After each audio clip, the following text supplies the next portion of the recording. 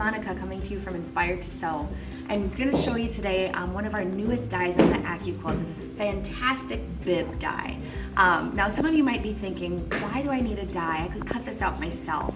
A couple of great things about this dye is that you're able to do multiple layers, so you can make multiple bibs at once. The other nice thing is that with cutting all of these curves, it's a whole lot easier to just zip this through your AccuQuilt.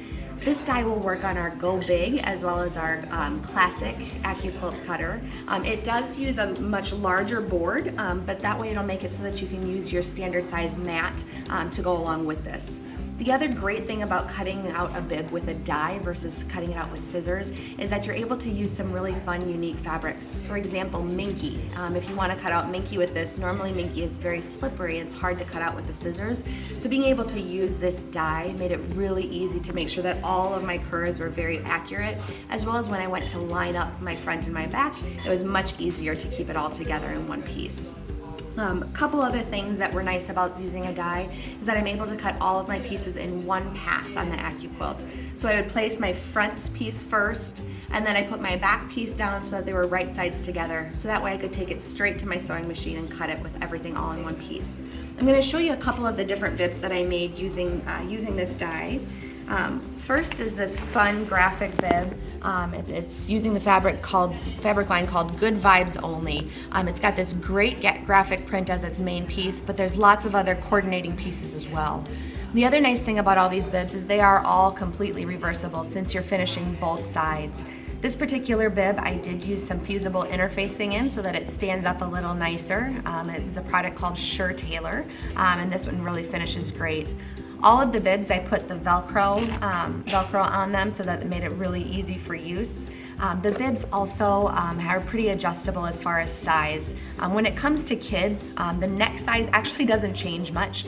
So this will fit anywhere from an infant on up to a 2-year-old at least, if not more. So really, really easy there. This bib itself took about 15 minutes to between cutting out as well as finishing it and making it complete.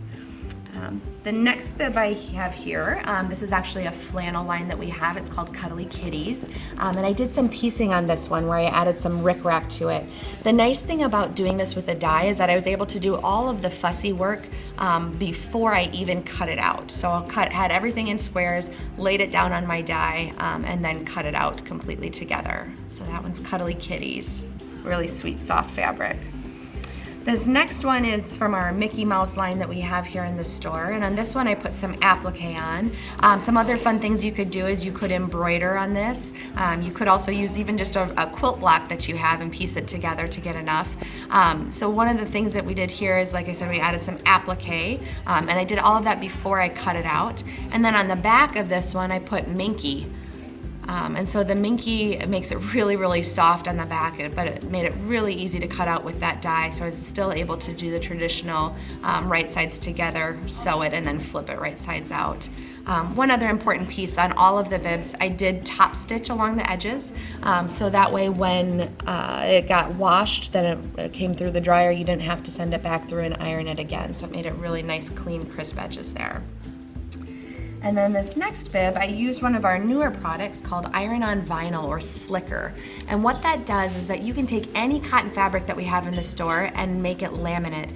So really, really great application for kids' bibs to keep them nice and clean. On this particular one, I actually used the Iron-On Vinyl just on the bottom half, which is kind of the business half, the dirty piece of it.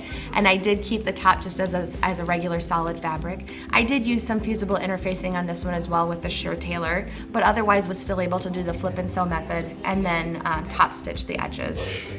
And then on this final one, this is a great fabric line we have. It's called Julia. This particular fabric is called Tossed Piggies. I did the Iron-On Vinyl on this one again as well and added on a couple of extra features. So this one has a little pocket on the bottom of it. So I cut this with the dye as well. I just lined it up on top of the fabric where I wanted it and then made sure that I clipped it so that I could take it to my sewing machine so that it didn't slip. I did something a little different with this one is I did a bias binding on the edge instead, so that way I wasn't dealing with quite as much on the iron-on vinyl trying to flip it back through this smaller piece. It did come out a little bit more curved than the others, but actually that was really nice because it actually fits onto a kid a little bit better. So those are my bibs. I hope you've enjoyed looking at them and learning. They will be available for display here at Inspired to Sew. Come in and see us sometime soon. Pick up your bib die.